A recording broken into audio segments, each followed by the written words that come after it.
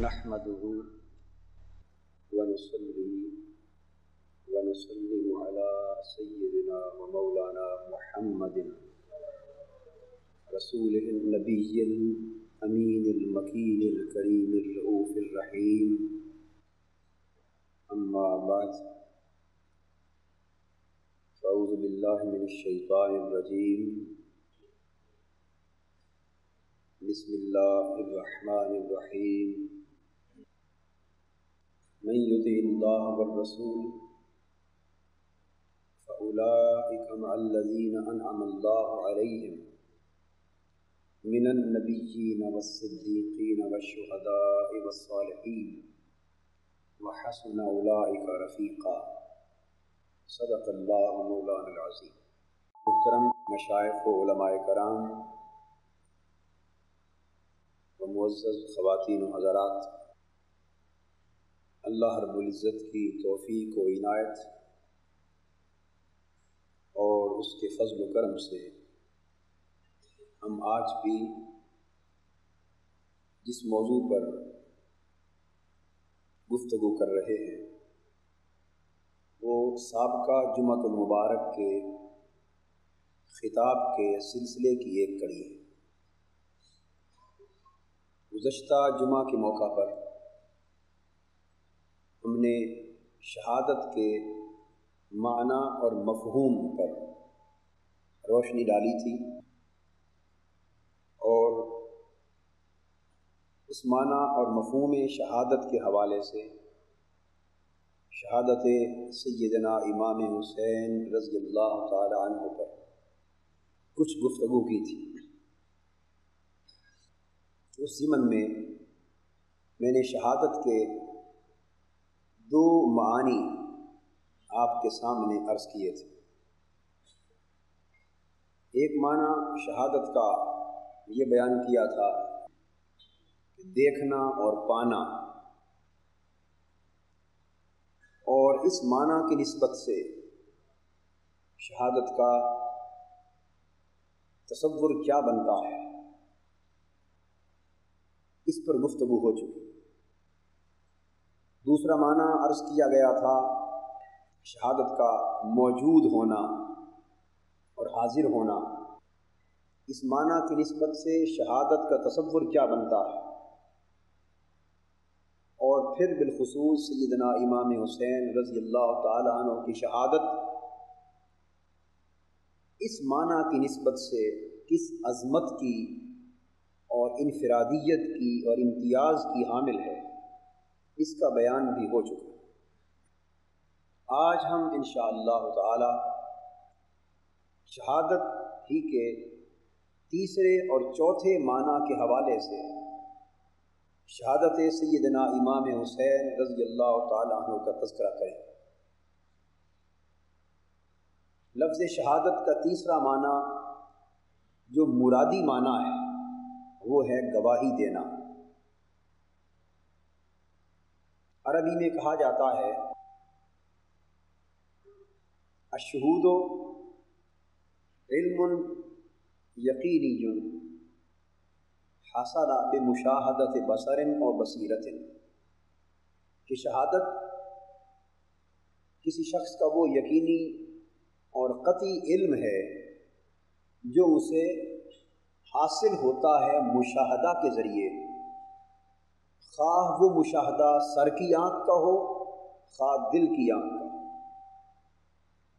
لیکن جو علم اور پختہ علم مشاہدے کے ذریعے حاصل ہو اسے شہادت کہتے ہیں. اس لیے کسی واقعے کو دیکھنے والا جب اپنے مشاہدے کی بنا پر ایک حقیقت کو بیان کرتا ہے تو اس کے اس علم اور بیان کو شہادت یا گواہی کہا جاتا ہے. چنانچہ قرآن مجید میں یہ لفظ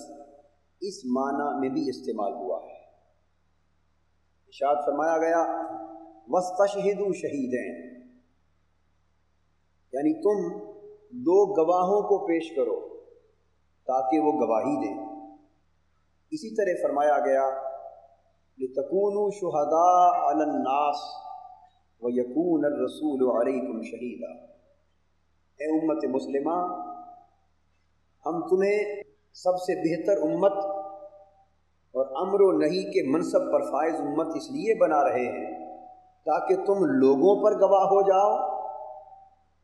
اور جو رسول صلی اللہ علیہ وآلہ وسلم ہے وہ تم پر گواہ ہو جائے۔ اسی طرح ارشاد فرمایا گیا فَكَيْفَ إِذَا جِئْنَا مِنْ كُلِّ أُمَّةٍ بِشَهِيدٍ وَجِئْنَا بِكَ عَلَى هَؤُلَاءِ شَهِيدًا۔ اے محبوب صلی اللہ علیہ وآلہ وسلم، قیامت کے دن وہ کیسا منظر ہوگا جب ہم ہر امت اور ہر طبقے میں سے ایک ایک گواہ لائیں گے۔ جو ہر امت پر گواہ ہوگا وہ اس امت کا نبی ہوگا، اور آپ کو اے محبوب ازل سے ابد تک ساری امتوں پر اور جملہ انبیاء کی گواہیوں پر گواہ لایا جائے۔ تو قرآن مجید نے شہادت کے لفظ کو، شہود کے لفظ کو، شاہد اور شہید کے لفظ کو اس معنی میں استعمال کیا، اور اس کی اصل بھی مشاہدہ ہے۔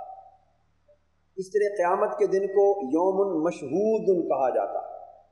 وہ دن جس کی گواہی دی گئی، اس لیے کہ قیامت کے دن کی گواہی ہر نبی نے دی ہے، اور صرف نبی نے ہی نہیں بلکہ اللہ نے بھی دی۔ ھذا ما وعد الرحمن وصدق المرسلون، یہی قیامت کا دن ہی تو وہ دن ہے کہ جس کا وعدہ رحمان نے بھی کیا ہے اور ہر آنے والے پیغمبر نے بھی جس کی گواہی دی۔ اب جب ہم اس معنی کے ارتقاء کو اپنے سامنے رکھتے ہیں تو ہمیں یہ بات معلوم ہو جاتی ہے کہ وہ شے جس کے ہونے پر قطعی یقین حاصل ہو جائے، اور جس کے وجود پر، جس کی واقعیت پر اور جس کی صحت و صداقت پر کوئی شک باقی نہ رہے اور یقین اپنے کمال پر پہنچ جائے، تو اس علم کو یا اس بیان کو شہادت کہا جاتا ہے۔ حالانکہ قیامت کو اب کسی نے دیکھا نہیں، لیکن اللہ کی گواہی کی بنا پر اس کا علم اس قدر یقین کو پہنچ چکا ہے کہ جیسے آنکھوں دیکھی شے کا حال بیان کیا جاتا ہے، اس طرح ہم قیامت کے وجود اور انعقاد پر اعتقاد رکھتے ہیں۔ اس لیے شہادت وہ علم ہے جس کے بارے میں کہا جائے لا بد من وقوعہ، جس کے واقع ہونے میں کوئی شک نہ رہ جائے، اس علم اور اس بیان کو شہادت کا نام دیتے ہیں۔ حاضرین محترم، جب آپ شہادت کا یہ تیسرا معنی سمجھ چکے، اب سوال پیدا ہوتا ہے کہ اللہ کی راہ میں جان دینے والا اس معنی کی روح سے کس طرح شہید کہلاتا ہے، اور اس کی موت شہادت کیوں قرار دی جاتی؟ آخر وہ کس شے کی گواہی دے رہا ہے؟ تو جب انسان کسی چیز کو دیکھتا ہے اور گواہی دیتا ہے تو کسی واقعے کے ہونے کا یقین اور اس کے یقین کے ساتھ اس کی قلبی وابستگی اس انتہا کو نہیں پہنچ جاتی کہ وہ اس گواہی پر مر مٹے۔ یعنی گواہی کی ایک حد ہوتی ہے، قبول کر لی جائے فبہا، قبول نہ کر لی جائے فبہا، لیکن ایسا زندگی میں کم ہوتا ہے کہ انسان کسی حقیقت کی ایسی گواہی دے کہ اس کی گواہی پر جان تک دے دینا گوارا کر لے۔ ایسی گواہی کا موقع زندگی میں نہیں آتا، لیکن اللہ رب العزت کی ذات کو کسی فرد بشر کی آنکھ نے نہیں دیکھا، اللہ رب العزت کے کلام کو کسی فرد بشر کے کان نے نہیں سنا، اور جب اس کو کسی نے دیکھا نہیں ہے، کسی نے سنا نہیں ہے، تو کوئی شخص براہ راست اس کے وجود پر، اس کے ہونے پر، اس کے جلوہ حسن پر، اس کے حسن لازوال پر، اس کی رحمتوں اور عنایتوں پر اور اس کی بارگاہ کی قدوسیت پر کوئی شخص گواہی نہیں دے سکتا کہ گواہی دے تو آخر کیا دے، اور اگر کوئی گواہی دے گا بھی تو اشہد اللہ الہ الا اللہ کہہ کر خاموش ہو جائے گا۔ اس کی گواہی فقط زبان کے اقرار پر اور دل کی تصدیق پر ختم ہو جائے گی، اور گواہی اس سے آگے نہیں بڑھ سکتی۔ لیکن اللہ کی راہ میں اللہ کے نام پر جان دینے والا اس لیے شہید کہلاتا ہے کہ دنیا کے سارے گواہ حقیقتوں کی گواہی فقط زبان کی حد تک دیتے ہیں، فقط دل کی تصدیق کی حد تک دیتے ہیں، لیکن اللہ کی راہ میں جان کا نذرانہ پیش کرنے والا ایک ایسی حقیقت مطلقہ پر گواہی دے رہا ہے کہ جو زبان کی گواہی کی حد کو پھلانگ چکا، جو تصدیق قلبی کی گواہی کی حد سے آگے گزر چکا، ارے وہ تو سر بکفن ہو کر میدان کارزار میں اتر آیا ہے اور تلوار کو اپنی گردن پہ چلوا کر، گردن کٹا کر، جان قربان کر کے خدا کے ہونے کی گواہی دے رہا ہے۔ اوروں کی گواہی کے حق ہونے میں تو پھر بھی شک و شبہ رہ جائے گا، لیکن جو شخص کسی حقیقت مطلقہ پر اور کسی حسین کے حسن لازوال پر اپنی جان دے کر گواہی دے رہا ہے، گردن کٹا کر گواہی دے رہا ہے، سر کٹا کر گواہی دے رہا ہے، اور ارے جو اپنے سر کو نیزے پہ چڑھا کر گواہی دے رہا ہے، ہر حقیقت کی گواہی غلط ہو سکتی ہے، لیکن اس حسن مطلق کی گواہی پر غلطی کا امکان کس طرح ہو سکے کہ جس نے جان دے دی اس کی گواہی پر؟ تو جان دے کر گواہی دینا، اس کو حق پہنچتا ہے کہ اس گواہی کو شہادت قرار دیا جائے، اور ایسے گواہ کو شہید قرار دیا جائے، ایسے گواہ کو شہید قرار دیا جائے۔ تو اللہ کی راہ میں جان دینے والا اس معنی کی روح سے اس لیے شہید کہلاتا کہ وہ اپنی جان دے کر خدا کے ہونے کی گواہی دے دیتا، کہ اسے کسی کے ہونے کا اتنا تو یقین ہے کہ وہ اس کی خاطر جان تک بھی دے رہا ہے۔ یعنی کسی حقیقت کے قائم ہونے کا یقین ایک حد تک ہوتا ہے، یعنی لوگ جھگڑتے ہیں، کوئی مان لے تو فبہا، اس سے آگے اتنا یقین نہیں ہوتا کہ انسان اپنے آپ کو مضروب بھی کروا لے۔ پھر ایک حقیقت کا یقین اس حد تک ہوتا ہے کہ انسان مجادلہ پہ اتر آتا ہے، لیکن وہ یقین اتنا دل میں نہیں اترا ہوتا کہ انسان گردن تک کٹوا دینے کی نوبت اس کی پہنچ جائے۔ انبیاء کے حسن کی گواہی زنان مصر نے اپنی انگلیاں کٹوا کر دی اور ان کے حسن کے جلوے میں گم ہو کر دی، یہ گواہی بھی حق تھی، لیکن یہ گواہی دینے والی زنان مصر تھی، اور گواہی جس حقیقت کی دی جا رہی تھی وہ حسن چہرہ یوسف تھا۔ لیکن یہاں بات جدا ہے، یہاں چہرہ الوہیت کے حسن کی گواہی ہے، یہاں حقیقت مطلقہ کے حسن کی گواہی ہے، اور گواہی دینے والا انگلی کٹا کر نہیں بلکہ سر کٹا کر گواہی دے رہا ہے۔ تو شہید کی موت خود اس امر کی گواہی ہے کہ ارے مرنے والے کو اس کے ہونے کا اتنا یقین تو تھا کہ اس نے جان تک بھی قربان کر دی، اس لیے اس موت کو گواہی کہا جاتا، اور یہ موت شہادت کی موت کہلاتی، اور اس موت کا جام پینے والا شہید کہلاتا۔ جب ہم دوستو اس معنی کے اعتبار سے شہادت امام حسین کا جائزہ لیتے ہیں تو ہمیں گواہی کے اعتبار سے شہادت کا یہ رنگ ان کی شہادت میں نقطہ کمال پر نظر آتا ہے، اور وہ اس لیے کہ یہاں عام شہادت اور شہادت حسین میں پھر ایک نمایاں فرق ہے، اور وہ فرق یہ ہے کہ اور شہید اللہ کا یقین لے کر تو میدان میں آتے ہیں، لیکن اپنے مر جانے کا یقین انہیں نہیں ہوتا۔ اسے کیا خبر کہ اس کی گواہی میدان کارزار میں آ کر موت کے جام تک پہنچے گی یا نہیں پہنچے گی، اس کا سر کٹ جائے گا یا سلامت واپس گھر کو لوٹ آئے گا۔ تو ان کی گواہی میدان کارزار میں جہاد کی صورت میں تو ہوتی، لیکن سر قلم ہو جائے، قتل کر دیے جائیں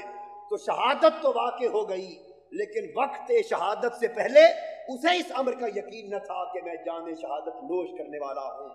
تو وہ گواہی کی ایک حد ہے، لیکن قربان جائیں اے شہادت حسین تیری عظمت پر کہ تو جب سرزمین مدینہ سے چلا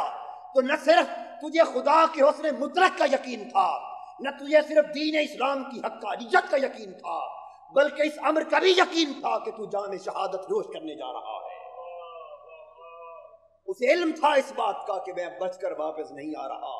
بلکہ میں شہادت کی موت کو قبول کرنے جا رہا ہوں، اور سر کٹا کر خدا کے ہونے کی گواہی دینے جا رہا ہوں۔ بلکہ صرف سرزمین مدینہ سے روانہ ہونے کے وقت ہی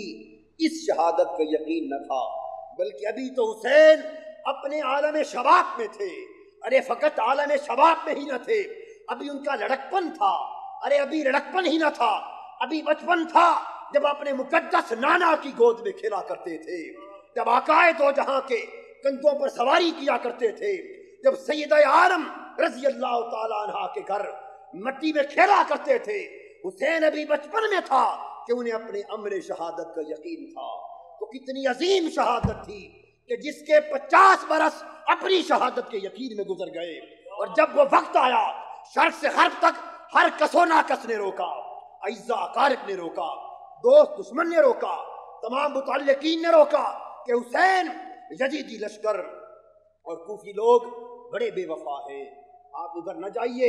لیکن یہ حسین کے قدم رواں دواں اس مقتل کی طرف بڑھ رہے تھے، اس لیے کہ انہیں یقین تھا کہ آج مدتوں کے بعد تو مجھے اپنی جان دے کر اور سر کٹا کر خدا کی گواہی دینے کا وقت آیا ہے۔ ارے میں تو 50 برس تڑپ تڑپ کر اس گواہی کے وقت کے لیے انتظار کرتا رہا ہوں، اور آج تم مجھے اس مقتل میں جانے سے روک رہے ہو۔ تو یہ شہادت دوسری شہادتوں سے اس وجہ سے ممتاز و منفرد ہے کہ اور شہادتوں کے وقت پر جا کر شہیدوں کو معلوم ہوتی ہیں، لیکن یہ وہ شہادت ہے جو 50 برس پہلے سے معلوم، بچپن سے معلوم، اور اس شہادت کے حق ہونے میں اور اس کے واقع ہونے میں اس شہید کو کوئی کسی قسم کا شک و شبہ نہیں۔ کس طرح معلوم تھا؟ ہمیں اس امر کا تعین کتب تاریخ سے نہیں کرنا، اس لیے کہ تاریخیں شہادت کے بعد لکھی جاتی ہیں، تاریخ کی کتابیں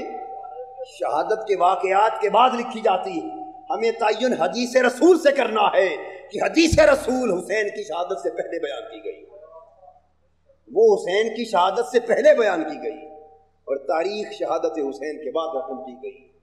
حضور نبی اکرم صلی اللہ علیہ وآلہ وسلم کی احادیث بتاتی ہیں کہ حسین کو بتا دیا گیا تھا اور اس امر کا اعلان کر دیا گیا تھا کہ حسین اس مقام پر، اس وقت میں، اس دور میں ایسے افراد کے ہاتھوں اس میدان میں شہید کر دیے جائیں۔ حضرت ام سلمہ رضی اللہ تعالی عنہا سنن بیہقی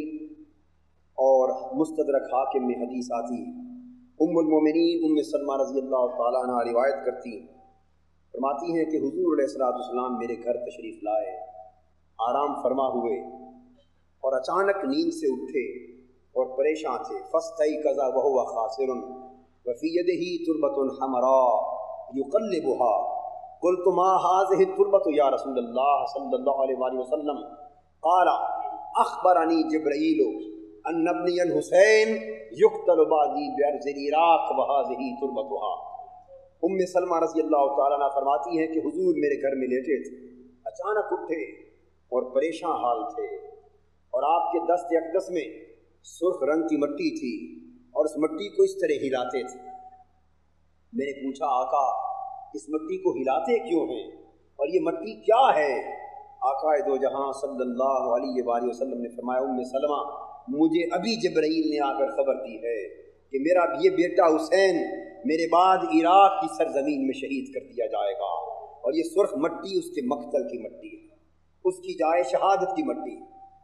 یہ امام حسین رضی اللہ تعالیٰ عنہ کے بچپن کے زمانے کی بات ہے کہ حضور علیہ السلام نے ان کی شہادت کی حقیقت کا اعلان فرما دیا۔ پھر ایسی ہی حدیث حضرت ام فضل رضی اللہ تعالیٰ عنہ سے مروی، فرماتی ہیں کہ حضور علیہ السلام موجود تھے اور حسنین کریمین دونوں شہزادے کھیل رہے تھے، کھیلتے ہی کھیلتے حضور نے حسین کو اپنی گود میں اٹھا لیا، چومنے لگے، جب اٹھا لیا تو پھر حضور علیہ السلام کی چشمان مقدس اچانک آپ دیدہ ہو گئیں، ان میں آنسو بھر آئے، پوچھا گیا حضور کس چیز نے آپ کو پریشان کر دیا؟ آپ نے فرمایا اتانی جبرائیل فاخبرنی ان امتک تقتل ابنک ھذا وہما الی الحسین واتانی بتربۃ من تربۃ الحمراء۔ حضور نے فرمایا کہ ابھی میرے پاس جبرائیل آئے ہیں اور انہوں نے مجھے خبر دی ہے کہ یا رسول اللہ صلی اللہ علیہ وآلہ وسلم آپ کے بعد آپ کی امت کا ایک ناخلف ٹولہ آپ کے اس بیٹے حسین کو بے دردی کے ساتھ شہید کر دے گا، اور یہ ان کے مقتل کی علامتی مٹی۔ اسی طرح حضرت عائشہ صدیقہ رضی اللہ تعالیٰ عنہ روایت کرتی ہیں، طبقات ابن سعد اور طبرانی میں حدیث آتی، ام المومنین حضرت عائشہ فرماتی کہ حضور علیہ السلام نے فرمایا اتانی جبرائیل فاخبرنی ان ابنی الحسین یقتل بعدی بارض یقال لها کربلا، کہ جبرائیل امین میرے پاس آئے ہیں اور انہوں نے آ کر مجھے خبر دی ہے کہ یا رسول اللہ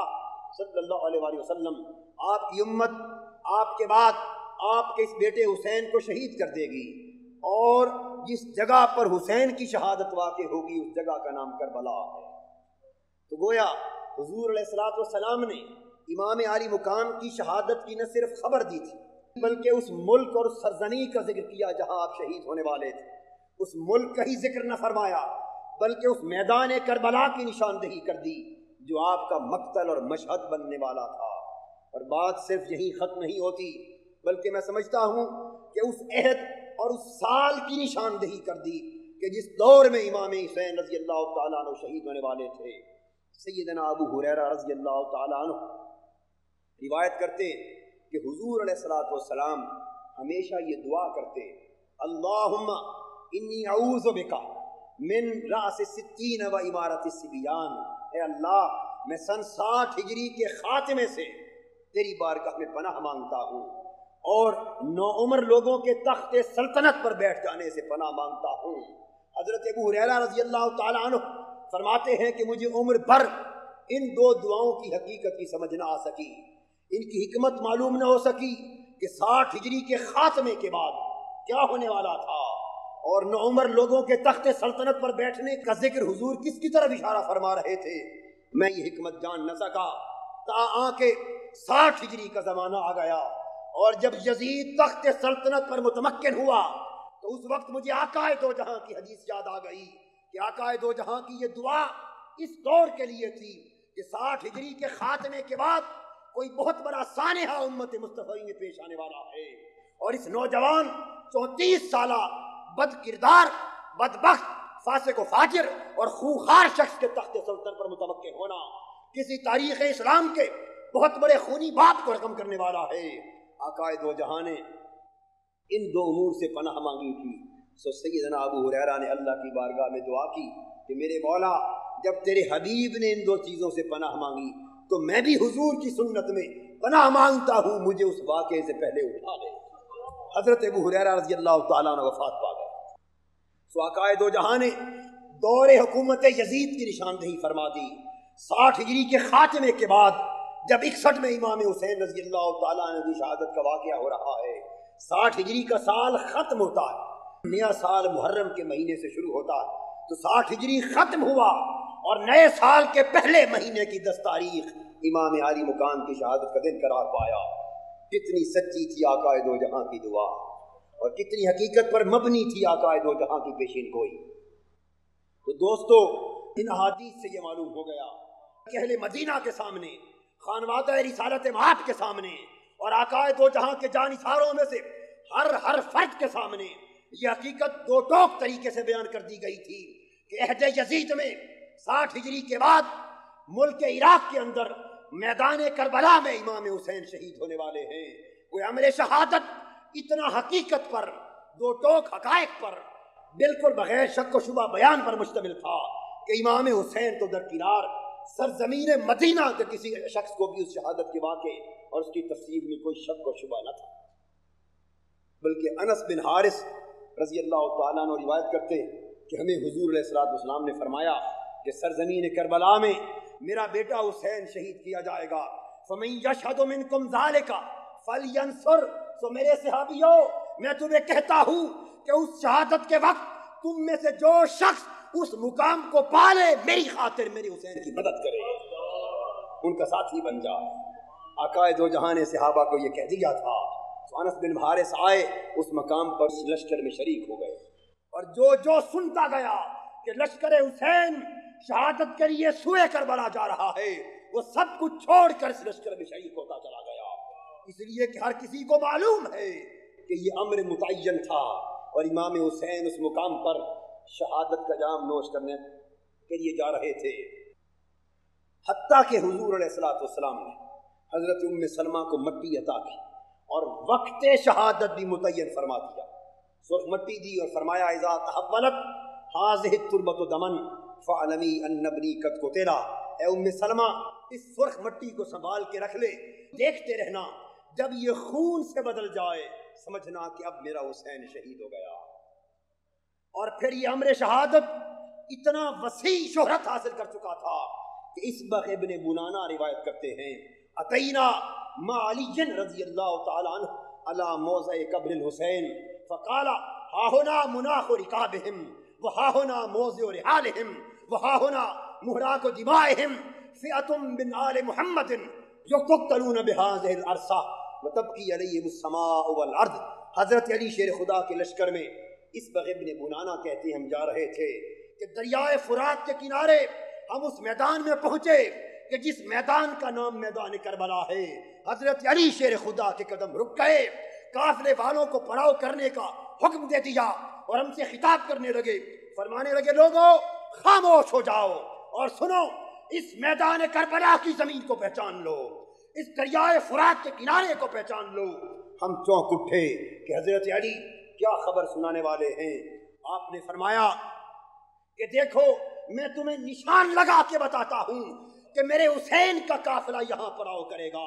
اس جگہ لشکر حسین کے کجاوے اتریں گے، اس جگہ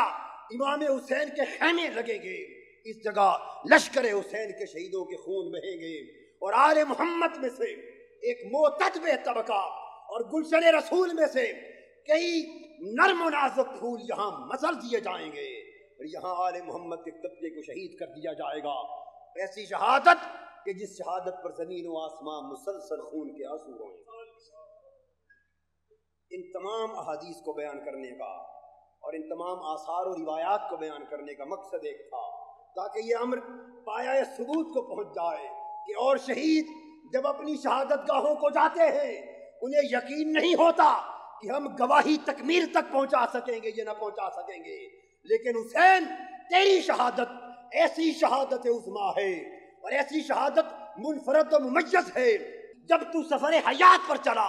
50 منزلیں تیری زندگی کی سفر کی گزری اور ہر منزل پر تجھے یقین تھا کہ تو شہید ہونے والا ہے اور تو خدا کے ہونے پر اپنا سر کٹا کر گواہی دینے والا ہے۔ تو امام علی مقام میدان کربلا میں اس یقین کے ساتھ پہنچے کہ انہیں جام شہادت نوش کرنا ہے، انہیں جام شہادت نوش کرنا ہے۔ یہی وجہ ہے کہ امام علی مقام کی یہ شہادت تمام شہادتوں سے انفرادیت لے گئی، تمام شہادتوں پر امتیاز لے گئی۔ اور یہاں ایک نکتہ عرض کرتا چلوں، بعض اوقات بعض احباب کے ذہنوں میں یہ خیال آتا ہے کہ امام حسین رضی اللہ تعالیٰ عنہ کی شہادت کو شہادت عظمیٰ کہنا اور آپ کو سید الشہداء یا امام الشہداء کہنا کیا معنی رکھتا ہے، جبکہ سیدنا امیر حمزہ رضی اللہ تعالیٰ عنہ کو بھی حضور علیہ الصلوۃ والسلام شہادت کے وقت سید الشہداء قرار دے چکے۔ تو آیا سید الشہداء وہ ہیں یا یہ ایک خیال فاسد ہے۔ اس قسم کے خیالات بلا وجہ ذہنوں میں ایک تفرقہ اور انتشار اور وہم بن کے ابھرتے ہیں اور ان کی کوئی حقیقت نہیں ہوتی۔ یہ القاب ہوتے ہیں، یہ فضائل ہوتے ہیں، مختلف وقتوں میں مختلف لوگوں کو یہ فضائل اور یہ القاب عطا کیے جاتے ہیں، ان سے نوازا جاتا ہے۔ اور کسی ایک کو ایک فضیلت اور ایک لقب دینے کا معنی یہ نہیں ہوتا کہ دوسرا شخص اب اس لقب سے ملقب نہیں ہو سکتا۔ حضور علیہ الصلوۃ والسلام نے کئی مقامات پر سب سے بہترین عمل نماز کو قرار دیا، دوسرے مقام پر دنیا میں سب سے بہترین عمل جہاد کو قرار دیا، تیسرے مقام پر دنیا میں سب سے بہترین عمل والدین کی خدمت کو قرار دیا، کسی مقام پر سب سے بہترین عمل میں مداومت، عمل میں پختگی اور استقلال کو قرار دیا۔ الغرض احادیث کا مطالعہ کیجئے تو کہیں پتہ چلتا ہے کہ خیر الاعمال احب الاعمال الصلاۃ ہے، الجہاد ہے، بر الوالدین ہے، الصلاۃ لوقتہا ہے۔ تو مختلف اعمال ہیں اور مختلف وقتوں میں ہر عمل کو تمام اعمال میں سے بہتر عمل قرار دیا جا رہا ہے۔ تو صاف ظاہر ہے کہ سب سے بہتر حقیقتاً تو کوئی ایک ہی عمل ہو سکتا ہے، 5 عمل تو سب سے بہتر قرار نہیں دیے جا سکتے، لیکن ایسے ارشادات کا معنی یہ ہوتا ہے کہ اس نسبت سے یہ عمل سب سے بہتر ہے، اس نسبت سے یہ عمل سب سے بہتر ہے، اس نسبت سے وہ عمل سب سے بہتر ہے۔ سو بالکل اس طرح جب حضرت امیر حمزہ کو آقائے دو جہاں نے سید الشہداء قرار دیا، وہ حق قرار دیا، کس نسبت سے؟ وہ ان صحابہ کی نسبت سے جو آقائے دو جہاں کی زندگی میں شہید ہو گئے، جو بدر اور احد میں شہید ہو گئے، جو خندق میں شہید ہو گئے، جو صحابہ حضور کے عہد مبارک میں سامنے شہید ہو گئے تھے، ان سب صحابہ میں سے حضرت امیر حمزہ کو سید الشہداء قرار دیا۔ لیکن امام علی مقام کی شہادت چونکہ بعد میں واقع ہوئی اور ان کا امام الشہداء ہونا اس معنی میں ہے کہ جنت میں جانے والے فقط شہید ہی نہ ہوں گے، جنت میں جانے والے فقط شہید ہی نہ ہوں گے، ولی بھی ہوں گے، صدیق بھی ہوں گے، صالح بھی ہوں گے، اولیاء بھی ہوں گے، اور دیگر صحابہ بھی ہوں گے، تابعین بھی ہوں گے، تو جنت میں شہداء جنتیوں کا ایک طبقہ ہوگا، اور شہداء کے علاوہ ہزارہ طبقات بھی اہل جنت کے ہوں گے۔ تو حضرت امیر حمزہ رضی اللہ تعالیٰ عنہ کو سید الشہداء کہا، گویا جنتیوں کے ایک طبقہ شہداء کے وہ سردار ہو گئے شہیدوں میں سے۔ لیکن امام حسین کا جب وقت آیا تو فرمایا الحسن والحسین سیدہ شباب اہل الجنہ، کہ حمزہ تو شہیدوں کا امام ہے لیکن میرا حسن اور حسین جنت کے سارے طبقات کا امام اور سردار ہے۔ اس میں شہید بھی آ گئے، غیر شہید بھی آ گئے۔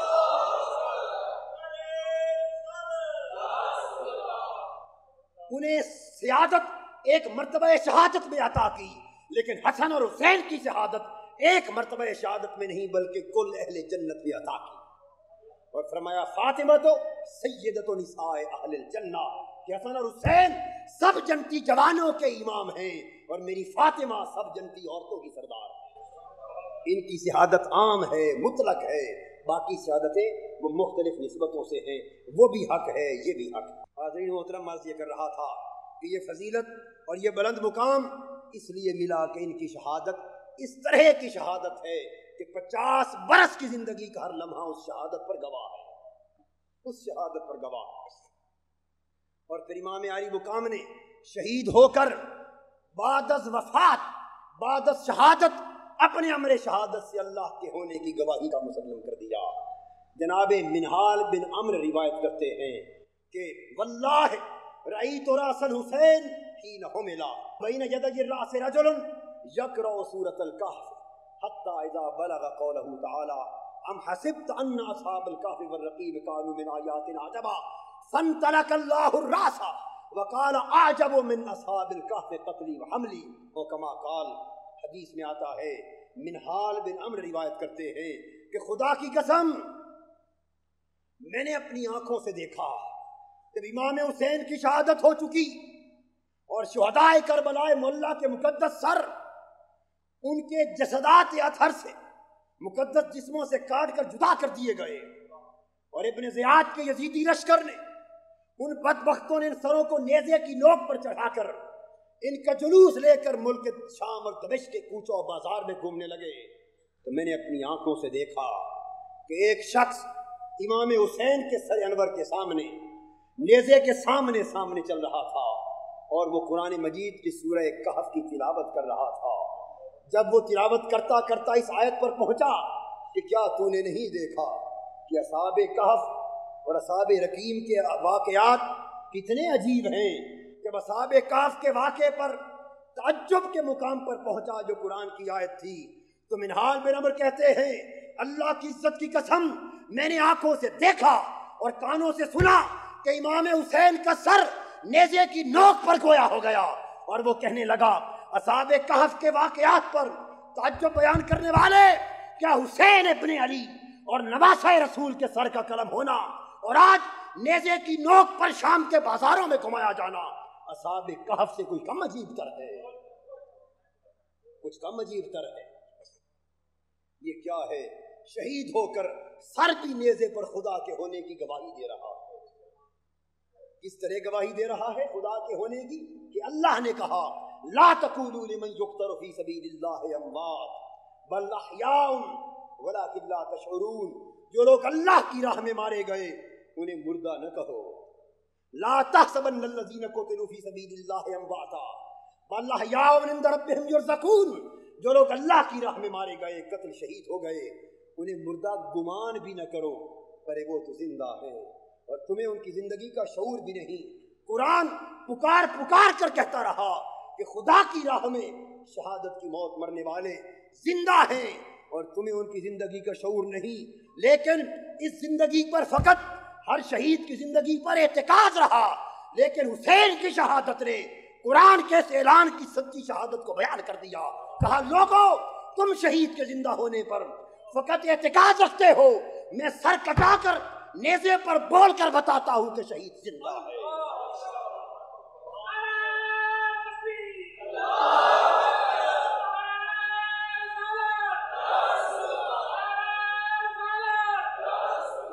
میرا سر کٹ کر نیزے پر چڑھ کر بتا رہا ہے کہ شہید زندہ ہے، شہید زندہ ہے۔ حاضرین محترم، یہ شہادت کی تیسرے معنی کے اعتبار سے سیدنا امام حسین کی شہادت کا امتیاز ہے۔ اب چوتھا معنی شہادت کا ہے مدد کرنا۔ کیا معنی ہے؟ مدد کرنا۔ اور شاہد و شہید مددگار کو کہا جاتا ہے۔ قرآن مجید میں آتا ہے وَادْعُوا شُهَدَاءَكُم مِّن دُونِ اللَّهِ إِن كُنتُمْ صَادِقِينَ، اللہ کے کلام میں شک کرنے والوں اس جیسی ایک صورت ہی بنا کر لاؤ، اور جتنے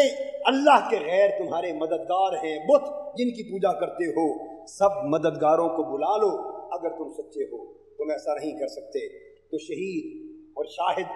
مددگار کو بھی کہتے ہیں، اور مدد اور اعانت کرنے کو بھی شہادت کا نام دیا جاتا ہے۔ چنانچہ اس معنی کے اعتبار سے ہمیں پھر شہادت کے تصور کا جائزہ لینا ہوگا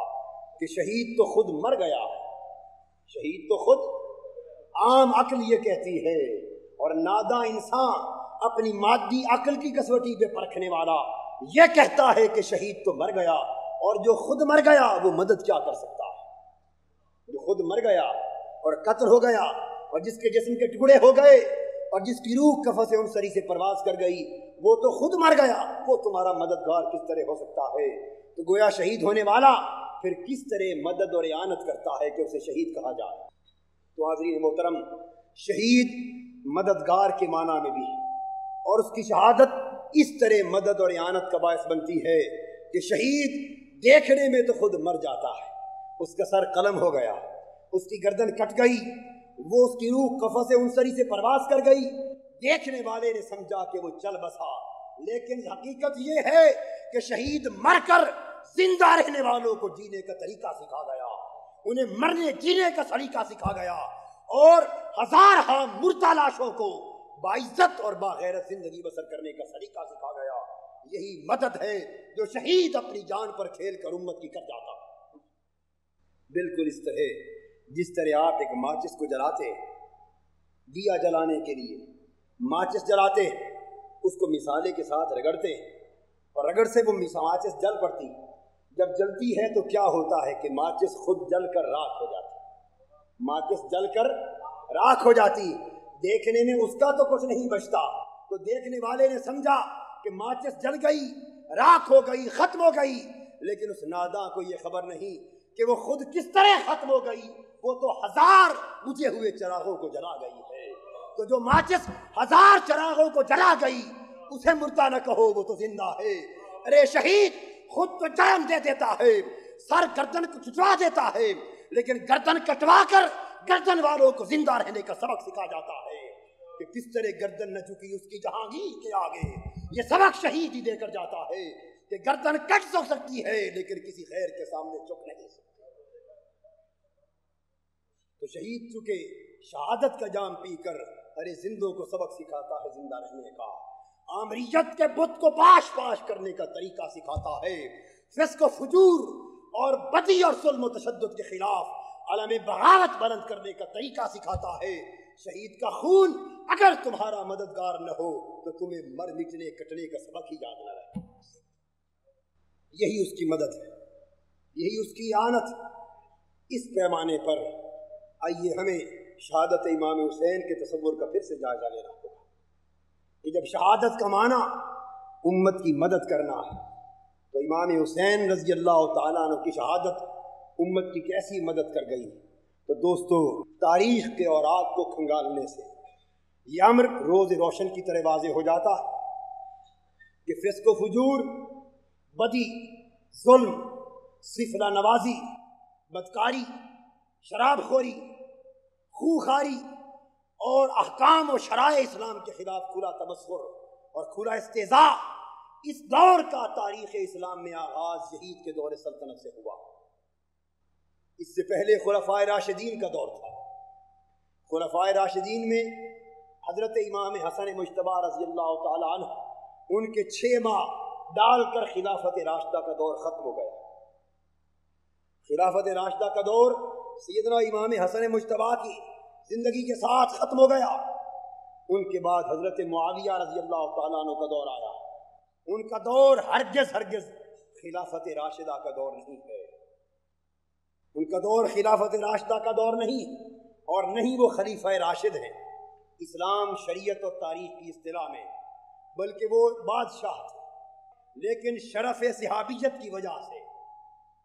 ان کی شان میں زبان کا کھولنا ہمیں زیب نہیں دیتا، ہمارے اوپر سکوت اور خاموشی عقائد و جہاں کی صحابیت کے شرم اور حیا کی وجہ سے واجب ہے۔ پھر ان کا دور فسق و فجور کا دور نہ تھا، سفلہ نوازی کا حکومتی سطح پر دور نہ تھا، دیگر استعماری طاقتوں کے تغلب، ملوکیت کی شان،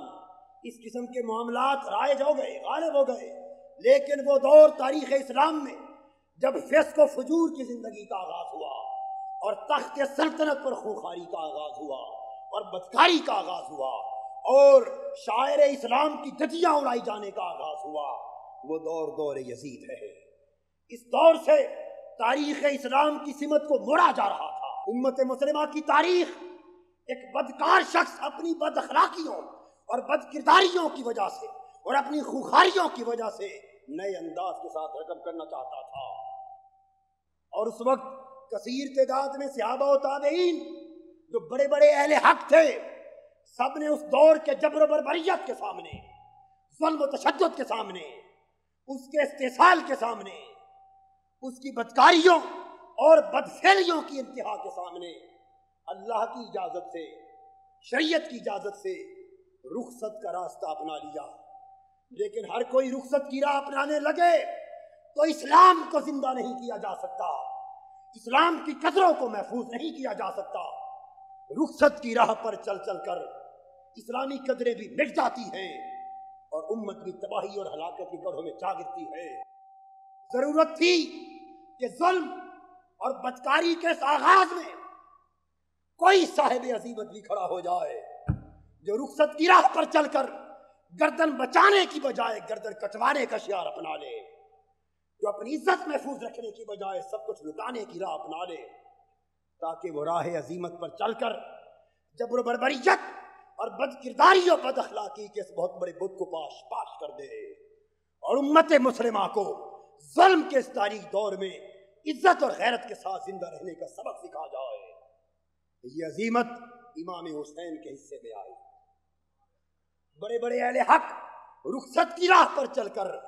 عافیت کے گوشے میں جا چکے، لیکن امام حسین اس لیے رخصت کی راہ پر نہ چلا کہ اس کی رگوں میں مصطفیٰ کا خون گردش کرتا تھا، اس نے فاطمہ الزہرا کا دودھ پیا تھا، یعنی شیر خدا کی گود کا پروردہ تھا، یہ تاجدار کائنات کے کندھوں پر سواریاں کرنے والا تھا، یہ مصطفیٰ کی زبان کو چوس چوس کر پلا تھا۔ اگر یہ بھی رخصت کی راہ پر چلا جاتا تو اسلام کی مٹی ہوئی قدروں کو بچانے والا کوئی نہ ہوتا، اور آج تاریخ اسلام کی سمت کچھ اور ہوتی، ظلم و استحصال کے خلاف گردن کٹوانے کی رسم موجود نہ ہوتی۔ آج جو جمہوریت کی بات کی جاتی ہے، آج جو شریعت کی بالادستی کی بات کی جاتی ہے، آج اخلاق اور انسانیت کی بات کی جاتی ہے، انسانیت کی قدروں کی پوجا کرنے والوں جھک جاؤ دہلیز حسین پر کہ انسانیت کا سبق تمہیں حسین کی شہادت نے دیا ہے، اور بربریت و امریت کے خلاف ٹکر لے جانے کا سبق تمہیں مارکہ کربلا نے دیا ہے۔ یہ وہ شہادت ہے جو امت کی مدد کر گئی۔ امام علی مقام نے خانوادہ رسول کے ہر پھول کو تو مسئلہ لیا، ہر کہنے والے کی رائے کو تو ٹھکرا دیا، لیکن یہ فیصلہ کر لیا کہ حسین خود تو کر سکتا ہے لیکن امت کو کٹوانا گوارا نہیں کر سکتا۔ 10 محرم کی رات ہے، امام علی مقام اٹھے، مارکہ کربلا صبح بپا ہونے والا ہے۔ آپ نے سر انور پر اپنے نانا کا امامہ مبارک باندھا، جسد اطہر پر اپنے نانا کا لباس باندھا، اپنے ہاتھ میں آقا دو جہاں کی تلوار تھامی، نکل آئے، فرمایا قافلہ حسین کے ساتھیوں آؤ تمہیں بتا دوں کہ کل میرے ساتھ کیا ہونے والا ہے، اور میرے ساتھیوں کی تقدیر خون شہادت سے رقم ہونے والی ہے، اس لیے تمہیں آج اجازت دیتا ہوں کہ اگر دن کے اجالے میں مجھے چھوڑ کر جانے میں تمہیں شرم آتی تھی تو جو اپنی جان بچانا چاہتا ہے وہ رات کی تاریکی میں میری اجازت سے مجھے چھوڑ کے چلا جا، میری طرف سے اس پر کوئی گرفت نہ ہوگی، میں اسے آزاد کرتا ہوں، اس پر کوئی اعتراض نہ ہوگا۔ حسین اگر اقتدار کی جنگ لڑنے کے لیے گیا ہوتا اور زمامی حکومت کو تھامنے کے لیے گیا ہوتا تو وہ کر و فر کے ساتھ جاتا، وہ اہتمام و انتظام کے ساتھ جاتا، اور جو مٹھی پر جوان ساتھ لے کے گیا تھا قدم قدم پر انہیں چھوڑ کر واپس چلے جانے کی رخصت نہ دیتا۔ اگر اقتدار کی جنگ کا خواہاں ہوتا تو عراق کی سرزمین میں آنے کی بجائے حسین اپنی حکومت کا اعلان سرزمین حجاز پر کر دیتا، جہاں دنیا اس کے اشارے پر گردن کٹوانے پر تیار تھی، جہاں اس کے نانا کا روزہ تھا، جہاں اس کی امی جان کا مزار تھا، جہاں کا یہ خانوادہ پر مردہ تھا، وہاں یزید کے مقابلے میں اپنی حکومت کا اعلان کر دیتا۔ بالکل اسی طرح جس طرح اس کے ابا حضرت علی کے مقابلے میں یزید کے والد حضرت معاویہ نے شام میں حکومت کا اعلان کر دیا تھا، حسین بھی حجاز میں اپنی حکومت کا اعلان کر سکتے تھے، پھر حکومتی سطح پر ٹکر ہوتی۔ لیکن دوستو، سوچنے کی بات ہے کہ خواتین کو، بیماروں کو، معصوم بچوں کو 70 کی تعداد میں لے کر وہ میدان کربلا میں شہادت کا یقین رکھتے ہوئے جا رہا ہے، شہادت کا جام پینے، اور ساتھیوں کو قدم قدم پر رخصت دے رہا ہے۔ ارے یہ حال ہوتا ہے اقتدار کی جنگ لڑنے والوں کو؟ جب امام حسین انہیں رخصت کر رہے تھے، ایک مرد مومن اٹھا جس کا نام مسلم اسدی ہے۔ مسلم اسدی اٹھ کے کہنے لگا، امام علی مقام، آپ ہماری غیرت کو نہ للکاریے،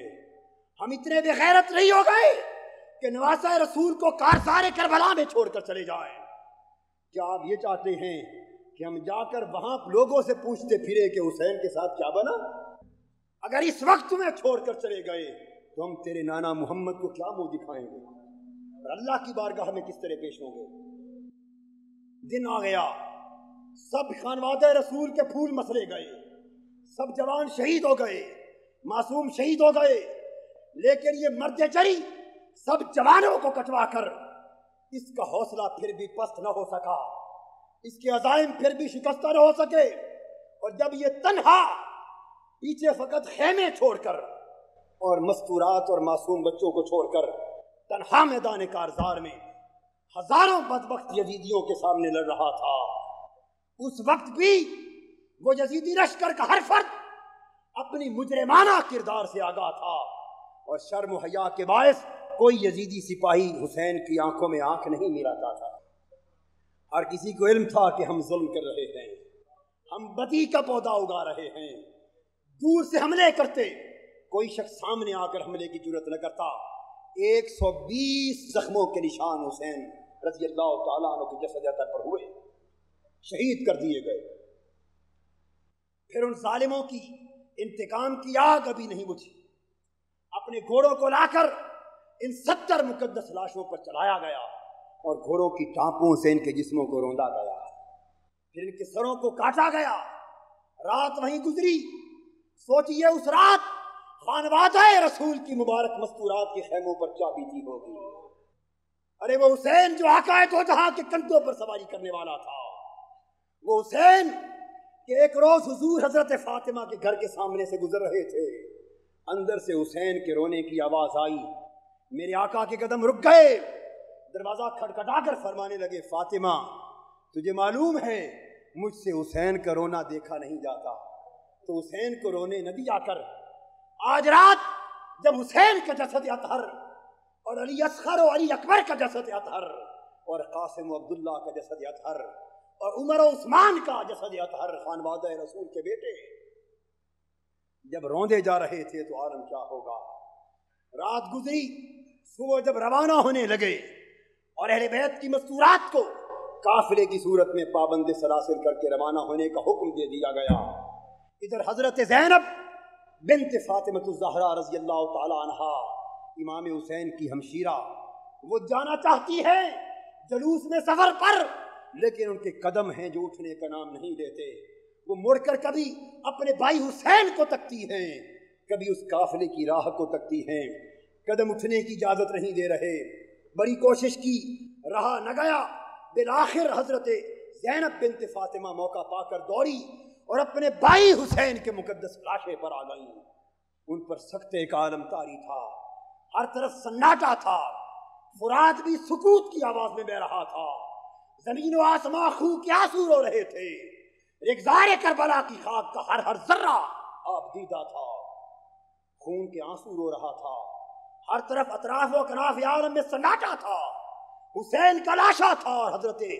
زینب بنت فاطمہ رضی اللہ تعالی عنہا سراپا سوال بن کر بھائی کے پاس کھڑی تھی، تکتی رہی، بالآخر رہ نہ سکی، چشمان مقدس پر نم ہو گئی اور اوپر تک کر عرض کرنے لگی، فقط یہ کہا کہ نانا جان یا محمد یا رسول اللہ صلی اللہ علیہ وسلم، یا جدی، اے میرے نانا جان، اے محمد، اے اللہ کے رسول، آقا اماں سن لیجئے کہ یہ تیرا حسین ہے جس کو تو کندھوں پر سواری کرایا کرتا تھا، یہ تیرا حسین ہے جسے تو اپنی زبان چوسایا کرتا تھا، یہ تیرا حسین ہے جسے گود میں بٹھا کر تو کھلایا کرتا تھا، تجھ پر آسمان کے فرشتوں کا درود ہو، تجھ پر کائنات کے فرشتوں کا درود و سلام ہو،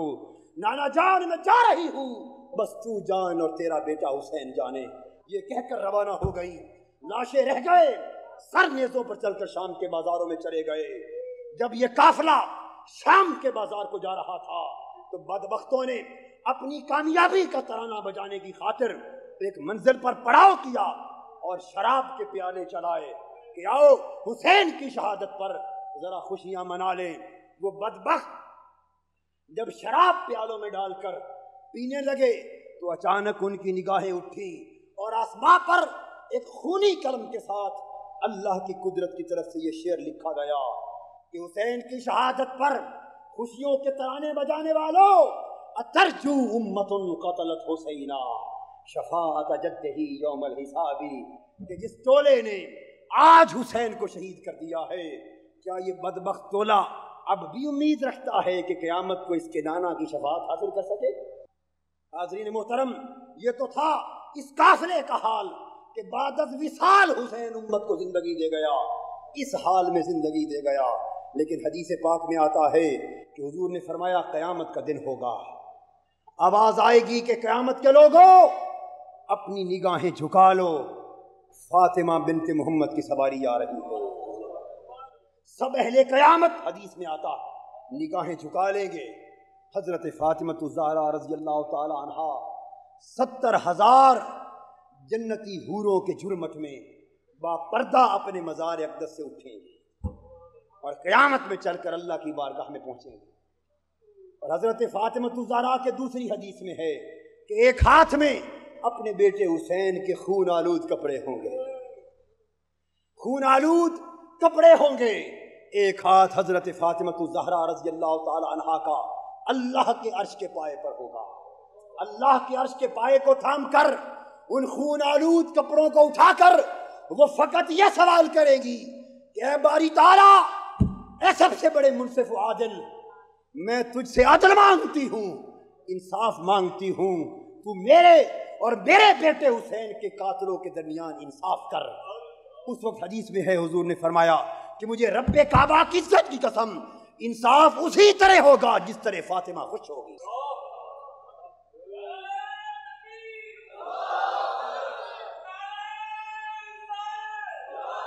تو دوستو، حسین تو اس حال میں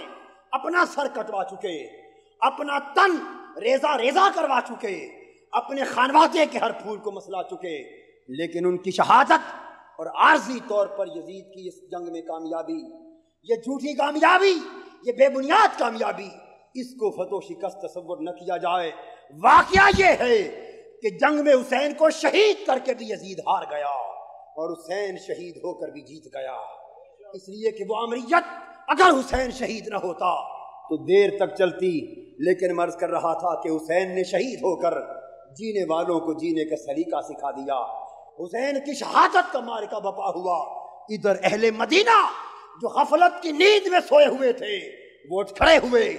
یزید کے خلاف علم بغاوت بلند کر دیا گیا، واقعہ حرہ پیش آیا۔ ادھر اہل مکہ